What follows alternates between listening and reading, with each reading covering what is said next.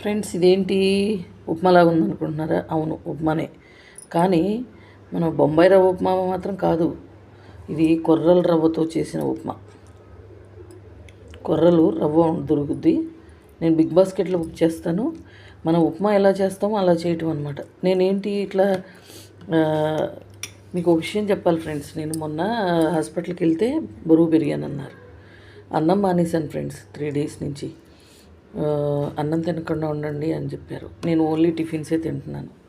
ఇదే కొర్రల రవ్వతో జొన్న రొట్టె, తర్వాత కొర్రలతో రైసు, తర్వాత ఇలా రకరకాలుగా చపాతీ చేసుకోవటం, ఏది మల్టీగ్రెయిన్ దాంతో ఇలాగ రాగికి సంబంధించిన వాటి ఇవే చేసుకుంటున్నాను అనమాట ప్రస్తుతానికి టిఫిన్స్. నచ్చితే ఒక లైక్ ఇవ్వండి ఫ్రెండ్స్. బాగా